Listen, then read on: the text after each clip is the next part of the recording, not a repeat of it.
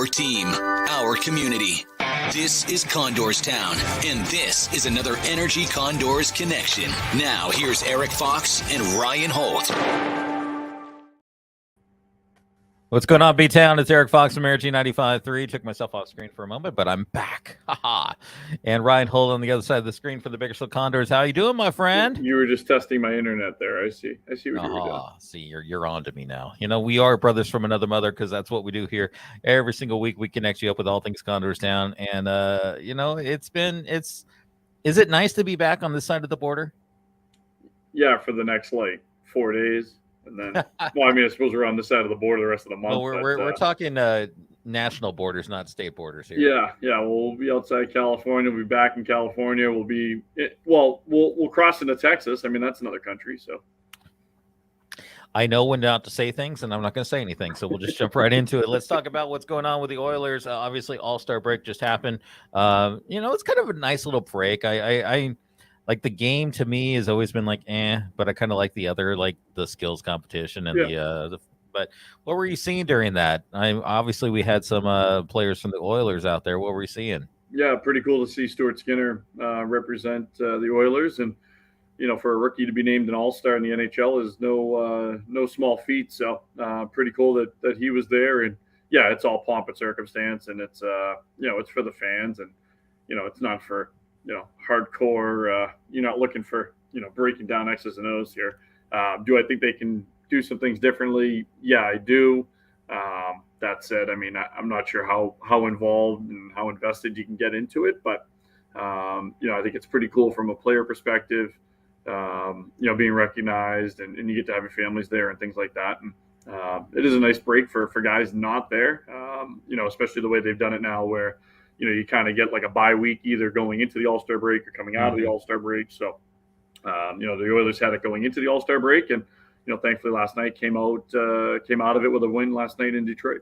Yeah, let's talk about that. I mean, it's a nice way to get back into the swing of things as we get into the tail end of the season with that win over Detroit. What were you seeing last night? Yeah, how about Vinny Desharnais again? He's got 4 assists in 8 games, and he's +6.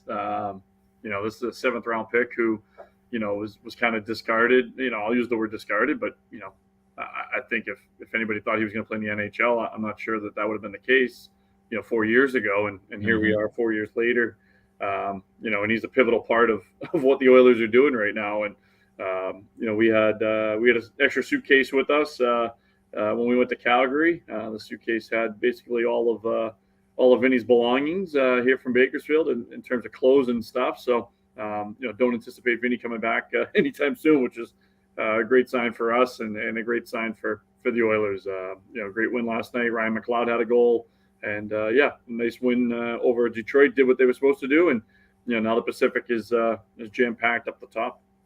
Let's talk about the next big thing going on with the season. Of course, the trade deadline is going to be approaching before we know it. What are you thinking? What are you feeling? What are you seeing? Yeah, I mean, obviously the Oilers are kind of tied, by the salary cap. They're up against it, right now. So you can't just acquire somebody and not do something. It's got to be money in and money out, as Ken Holland has said, numerous times. So if you're going to acquire $5 million, you got to get rid of $5 million. It's pretty simple. Whether that's a combination of a couple of players or not remains to be seen. But I think Desharnais may have changed the way they kind of view the trade deadline. You maybe go into it thinking maybe we do need a defenseman, maybe we do need a right-handed shot. And now Vinny comes up for a month and a half before the deadline, and wait, this guy can play. We found a spot for him. He can work for us. He makes $800,000. So things may have changed, and that's the good part about being in the development side of things is. You're able to call guys up and give them a chance. Believe me, if Vinny went up and couldn't play in the NHL, things would look a lot different right now. But he's quite comfortable right now, and he's showing that he belongs, and that's all you can ask for. So what they do, I don't know. Yamamoto is supposed to be probably back, probably this weekend. Him coming back is, I think $3 million on the cap. So, I think $2 million has to come off somewhere. So that means a player has to come down to Bakersfield or move out of town. What happens, remains to be seen. But I think it's all positive from an Oilers and from a Condors perspective, certainly too. if any of the guys in Edmonton end up coming to Bakersfield. Let's go and jump on and talk about of course, the Condors. Let's first of all talk about that trip north of the border, a split with Calgary, which is not a team that you can really sneeze at. Yeah, no, it's not a team that is easily beatable up there. Not many have. And to be quite honest with you, the Condors should have won both games. I think they have a little bitter taste in their mouth after, what was it, last Friday, losing with 5 seconds left. Mm-hmm. Chipping game. We had 7 penalties that we had to kill off in a row. Should have been a 3-0 week, honestly.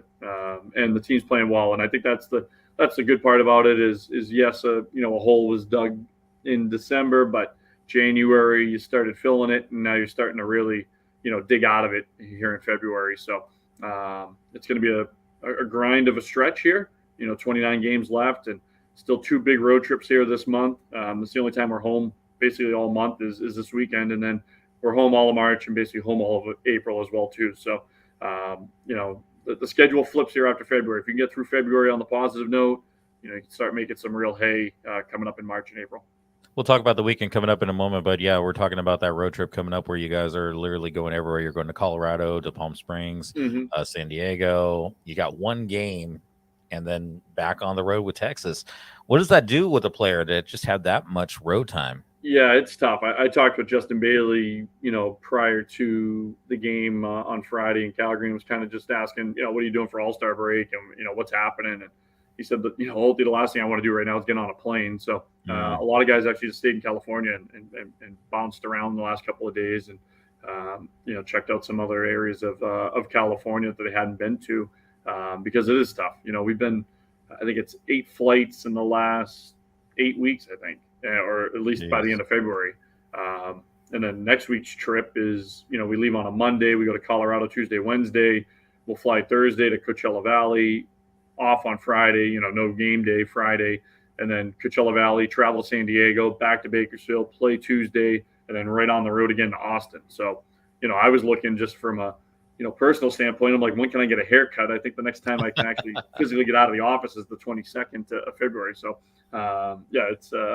it's a grind of a couple of weeks, but, as we talked about, that's, kind of the truncated schedule with January and February, but, there's no excuses come March. You're home basically the entire month, and there's not a flight, after next week, there's not a flight the rest of the year. So, it gets a lot easier here. Until playoffs. Exactly. Until playoffs. One of the places they definitely traveled to discovering California was Color Me Mine, because Friday night it is pet adoption night, where the players actually did their little artistic things for pet bowls, right?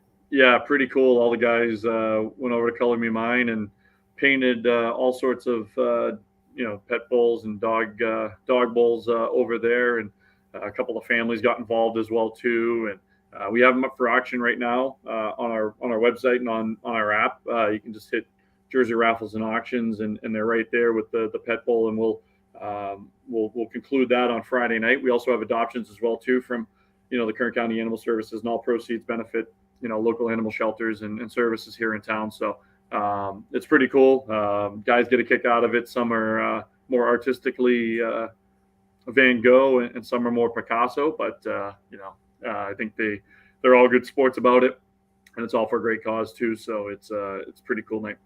About a half hour ago, of course, we were doing our Energy Pet Connection right here on our socials, and I was talking with Nick about where normally you can get tickets, your normal path, but another way you can get tickets is also stopping by Kern County Animal Services right there in Fruitvale and actually get your tickets there, and they help a lot of great community organizations such as Kern County Animal Services, right?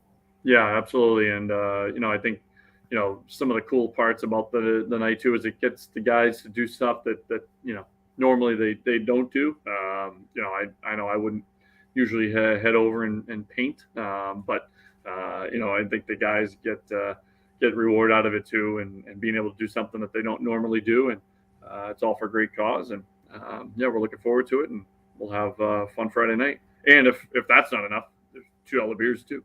Hey, let's double up there. Next year we got to do the Erik and Ryan pet bowl. We'll see what happens. Might get a $5 donation out of it. Yeah, we'll see what we start. It might just be a best offer one. Let's talk about Saturday night because yeah, you got to deal with me in the broadcast booth on Saturday because it is Wizard night, and I know just how much you love Harry Potter on top of Star Wars. So, what are we looking for Saturday night? There's nothing more I enjoy than a Harry Potter as opposed to a Star Wars. I mean, I've read all the books front to back, cover to cover, What house are you? all of them. I don't like to. I am I a don't like Ravenclaw. I to. know what my house is at least. Yeah, no, I don't like to. I go from house to house. It doesn't matter. It's doesn't. Yeah, That Sorting Hat is not very happy with you, yeah. sir. But we'll have. But let's talk about that game because you're playing San Diego, Yeah. which is a team which has been kind of hot and cold at times. What are you guys looking at for that game? Yeah, they're cold. They haven't been hot ever, but they're cold. But you have to beat them. And Don't mix words. yeah, no, it's they play Friday night at home, so they'll have the bus ride overnight. That's a no excuse game for me. That's a put 2 points in your back pocket and move on to Super Bowl Sunday because it's especially this time of year with the schedule that you have with the teams you're playing coming up with Colorado, Coachella Valley, and Texas. Those are 3 of the 4 top teams in the conference right now. So not just the division, the conference as a whole. So, Friday night's a big one with Ontario. That's kind of the team that you're, kind of in the mix with, I think, with Tucson in terms of seeding and positioning. But San Diego's a team that, is out of it, and keep them out of it and put it in your back pocket and move on to Sunday. So we talked about how to get tickets. Once again, Friday night, there's another way as well. Yep. Kern County Animal Services on Fruitvale. You can get your tickets there, but also other options available, which are? Yeah, we got the one pack for Saturday that gets you 2 lower level tickets and one of the wands for $49 because they're on sale for $10 at the game. So you'll save money and you'll have no fees and all of that. And you'll be guaranteed a wand by purchasing through the wand pack. If not, CondorsTown has all your ticket options. We've got all sorts of packs and, great deals going into March as well, too, with 1, 2, 3, 4, 5, 7-game homestand, 9 out of 11. Yeah, we're going to be busy coming up here. So looking forward to it, and should be a great weekend. It's going to be a blast. And, of course, we're talking the other games that are going to be coming up. You got that huge road trip. How do people check that out? Yeah, AHL TV. We'll be in Colorado. We'll be in Palm Desert, San Diego, and Austin, Texas. Yeehaw! Yeehaw. We'll be all over, and it'll be a fun road trip, some good spots, and a couple there's one off day mixed in there, so we'll figure out something to do. You'll figure it out. Yeah. Well, I'm looking forward to hanging out with you once again. Ryan and Erik show on Saturday. You guys, come on up. You poor soul. Yeah, absolutely. We'll talk to you then. This has been another edition of your Energy 95.3 Condors Connection with Ryan Holt from the Bakersfield Condors. My name is Erik Fox from Energy 95.3. We'll catch you next